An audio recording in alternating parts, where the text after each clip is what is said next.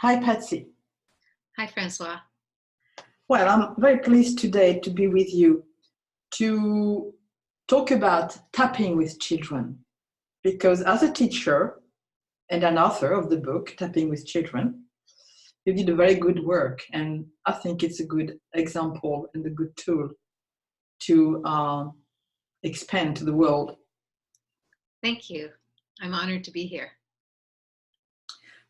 So, first of all, you will have to explain what is tapping.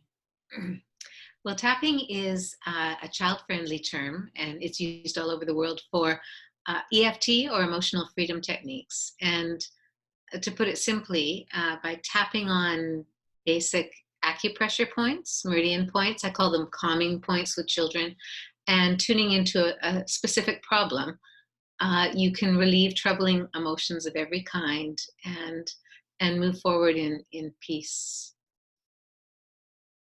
Great.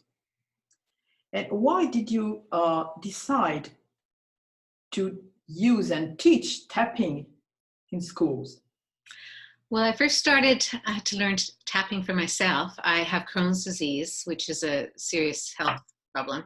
And I was recommended to try this for stress relief and to help me through my disease.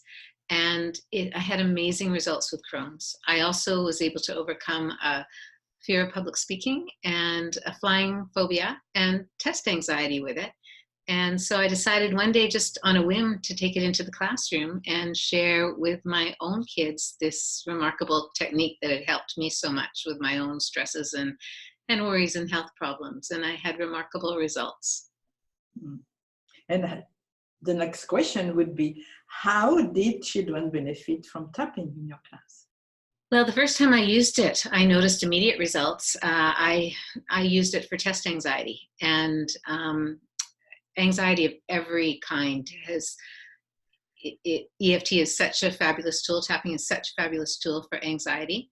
And so when I presented it to my children, it was for math anxiety, and they were to write an exam. They had 5 minutes. It was what I call a speed test, 100 multiplication questions to answer in 5 minutes. And I asked them if any of them were worried about the test, and they all put their hand up. And so I said that I'd like to share with them a technique that had helped me with my own stresses and worries. And after I presented it, they all went back and wrote the test, and every single child improved their results from the week before. But what was most remarkable to me was one boy who I had taught for 2 years, and he was very bright but had processing challenges. It took him a long time to get anything out of his pencil. He stood up and he cried, "I got 100%." And so I realized then how fabulous a tool it was, because if we remove the blocks of anxiety from our children with tests and exams, then they can really achieve their full potential. Great. I'm not surprised. Mm-hmm. And this is why it's a tool we have to develop in our country, in my country, in yours. I think it's already in your country, in North America. Yes, there were other times too. I mean, a couple of stories. Once we had to write government exams. I was teaching grade 4s. There would be 9-year-olds. And one boy, they were doing their writing, and one boy just panicked. He froze, and he couldn't write anything. And I went over to talk to him, and he just said, "I can't think of an idea." And so I asked him if he wanted to tap, and so he did. And so tapping being just having a gentle conversation with a child about what's bothering them and trying to get to the root of the problem while they tap on their points and talk about it, which is what he did and I did at the same time. And he came to the conclusion that he had lots of ideas, but he just couldn't write for the government because he knew it was a government exam.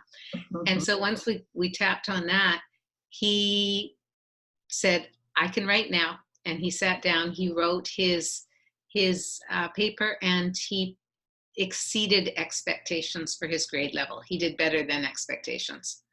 So again, once we remove the anxiety blocks, children can do their peak performance and achieve their very best at school.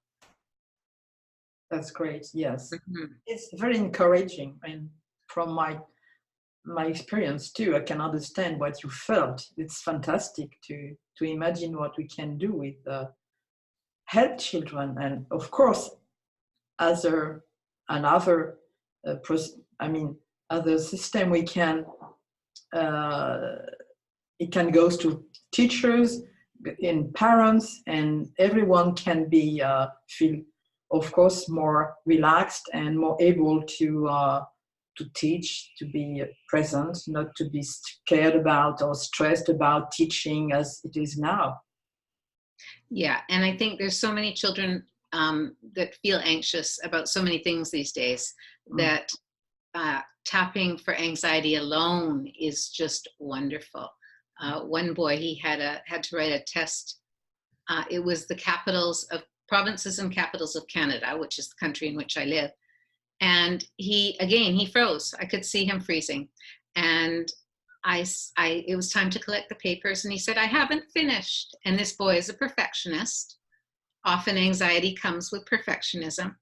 And I said, well, okay, I'll give you another minute. And he said, I can't think of the capitals. I knew them yesterday, but I can't think of the capital cities.